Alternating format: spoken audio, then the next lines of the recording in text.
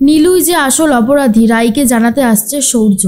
সম্পূর্ণ জানতে ভিডিওটিতে একটি লাইক করে প্রথম থেকেই দেখতে থাকো। গল্পের শুরুতেই দেখা যায় সৌর্য তো নীলুকে নিজের বাড়িতে নিয়ে গেছে। নীলুকে বাড়িতে দেখার পর ডোরা বৌদি থেকে শুরু করে সুচিস্মিতা সবাই খুব রেগে যায়, কারণ নীলুর স্বভাব চরিত্র যে মোটেই ভালো না সেটা সবাই জানে। সুচিস্মিতা বলে, তুই আগেও একটা ভুল করেছিস সৌর্য, তুই আবার এখন আর একটা ভুল করতে যাচ্ছিস। তোকে এতবার করে বলা সত্ত্বেও তুই যে আমার কথাটা শুনছিস না, সেটাই আমার সবথেকে বেশি খারাপ লাগছে। তুই বুঝতে পারছিস কোন মেয়েটাকে তুই বাড়িতে এনেছিস, যে তোর বাবাকে দেখবে না বলে প্রেগনেন্সির মতন একটা জিনিস নিয়ে মিথ্যে কথা বলেছিল। সৌর্য তখন বলে, মা, আমরা অনেকেই অনেক সময় অনেক ভুল করে থাকি, সব ভুলকে মনে রাখলে চলবে বলো? সময়ের সাথে সাথে সবারই পরিবর্তন হয়, নীলুরও পরিবর্তন হবে। আমি জানি নীলু আর কখনো এমনটা করবে না। কি নীলু, আমি ঠিক বললাম তো? নীলু বলে, একদম ঠিক বলেছ সৌর্য, আমি সত্যি আর কখনো এরকম কাজ করব না যেটায় তোমার মান সম্মান নষ্ট হয়। এর মধ্যেই নীলু মনে মনে ভাবে, সৌর্য আমার জন্য বাড়ির সবার সাথে লড়াই করছে, তাই আমিও আর কখনো কোনো অন্যায় করব না, কোনোভাবেই কোনো অন্যায় করব না। আমি আবারও ঠিক মতনই থাকবো। এর মধ্যেই ডোরা বৌদি বলে, সত্যি সৌর্য, তোমাকে আর কিচ্ছু বলার নেই।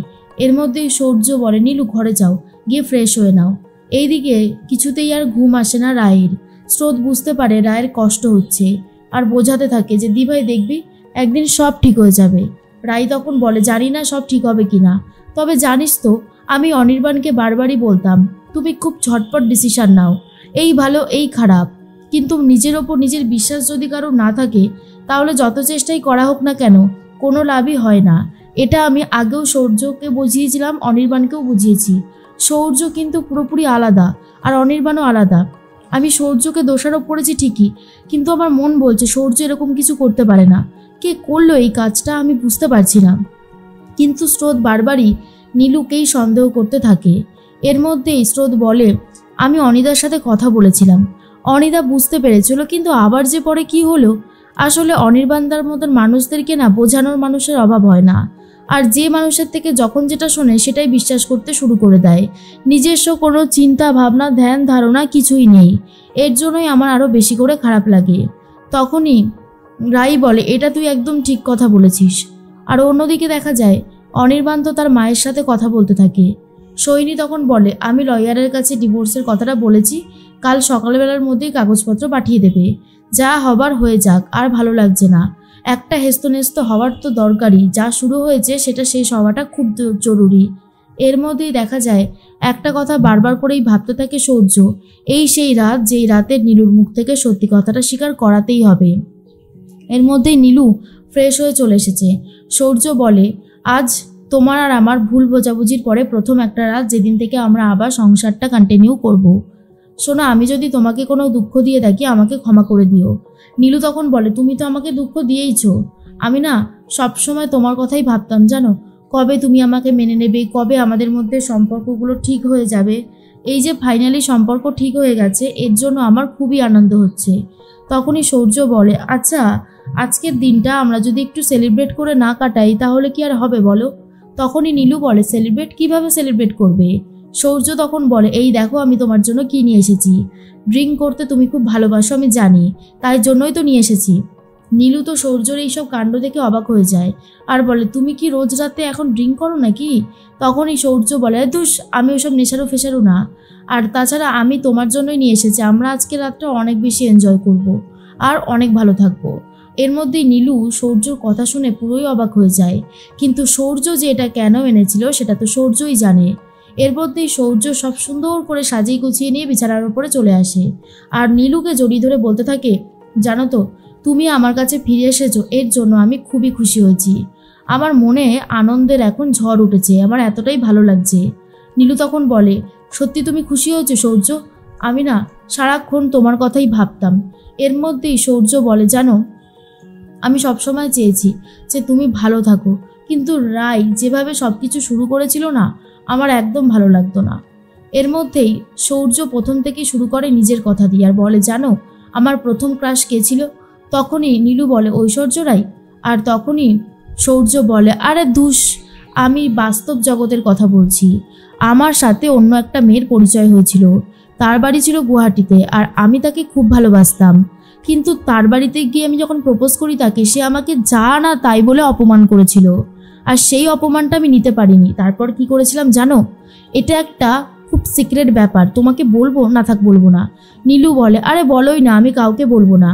সূর্য তখন বলে, তারপরে আমি সেই মেয়েটার ছবি সোশ্যাল মিডিয়া থেকে নিয়ে সমস্ত ডিটেলস জেনে গিয়ে এমন কিছু ওর বয়ফ্রেন্ডকে ফোন করে বলেছিলাম, আর ওর বয়ফ্রেন্ড বিশ্বাস করে নিয়ে সম্পর্কটা ভেঙে দিয়েছিল। আর ভাবো, আমি জিতে গেছিলাম। এই সমস্ত কথা বানিয়ে বানিয়ে সূর্য বলে, যাতে নীলু যে অন্যায়টা করেছে সেটা সবার সামনে, বিশেষ করে সূর্যর সামনে বলতে পারে। নীলু তখন বলে, আমিও না এরকম কিছু করিনি, আবার করেছিও। ইচ্ছে করে নীলুকে বেশি বেশি করে ড্রিঙ্ক করাতে থাকে সূর্য, যাতে নীলু নেশার ঘোরে সমস্ত সত্যিটা স্বীকার করে। এর মধ্যেই নীলু বলে, জানো, তোমাকে যখন দিদিভাইয়ের সাথে দেখতাম না, আমার খুব রাগ হতো। আমি ভাবতাম কেন তুমি আমাকে মেনে নিচ্ছ না। সূর্য তখন বলে, শোনো না, এই যে রায়ের সাথে আমার যে একটা সম্পর্ক ছিল না, হ্যাঁ আমি মানছি সম্পর্ক ছিল, কিন্তু আমি গোপনে গোপনে সম্পর্ক রেখেছিলাম শুধুমাত্র রায়ের সর্বনাশ করব বলে। নীলু তখন বলে, কি বলছো সূর্য? সূর্য তখন বলে, আমি একদম ঠিক কথা বলেছি, যাতে আমি রায়ের সর্বনাশটা করতে পারি। কিন্তু যে রায়ের এই সর্বনাশটা করেছে না, আমি তার কাছে ভীষণ ভীষণ থ্যাংক ইউ জানাতে চাই, কারণ আমি খুব খুশি হয়েছি। নীলু তখন বলে, এই কাজটা কে করেছে জানো? আমি করেছি। আর এটা শোনার পর তো সূর্য কনফার্ম হয়ে যায় যে যেটা সে সন্দেহ করেছিল ঠিক সেটাই হয়েছে। অন্যদিকে দেখা যায় যে বারবার করে একটা কথাই অনির্বাণকে বলতে থাকে সোহিনী, যেভাবেই হোক না কেন ডিভোর্স পেপারটায় তুমি সই করে দেবে, আর সেই ডিভোর্স পেপারটা আমি পাঠিয়ে দেবো রায়ের কাছে। যত তাড়াতাড়ি সম্ভব তোমার আর রায়ের ডিভোর্স হয়ে যাওয়াটাই ভালো। রায় তো মনে মনে ভাবতে থাকে। পরের দিন সকাল হয়ে যায়। এদিকে সূর্য আর নীলু এখনও গল্প করে চলেছে।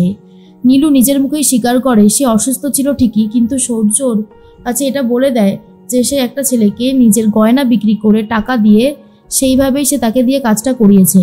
এরপর তো সূর্যর কাছে সবটাই জলের মতন পরিষ্কার হয়ে যায়। সূর্য মনে মনে ভাবে, ছি নীলু, ছি, তুমি যে এতটা হিংসা করো রায়কে আমি জানতেই পারিনি। আমি জানতাম তুমি হিংসা করো, কিন্তু এতটা যে নিজের দিদির সুখ দেখতে পারছো না, তার মানে তুমি কত খারাপ একটা মেয়ে। আর তোমার সাথে নাকি আমি সংসার করব? কোনোদিনও না, আমি কোনোদিনও তোমার সাথে সংসার করব না। আমি রায়কে জানিয়ে দেবো তুমি ঠিক কী অন্যায় করেছো। এর মধ্যেই রায় তো মনে মনে ভাবতে থাকে কিছু একটা করতে হবে, জব নতুন খুঁজতেই হবে। বাড়িতে একটা চিঠি আসে। রায় তখন ভাবে নিশ্চয়ই অ্যাপয়েন্টমেন্ট লেটার বা কিছু অন্য কিছু এসেছে, কিন্তু এসেছিল ডিভোর্সের নোটিশ, যেটা মিউচুয়াল ডিভোর্সের নোটিশ পাঠিয়েছে অনির্বাণ। আর এদিকে সূর্যও রেডি হয়ে গেছে রায়ের কাছে এসে নীলুর সমস্ত কুকীর্তিগুলোকে বলবে বলে।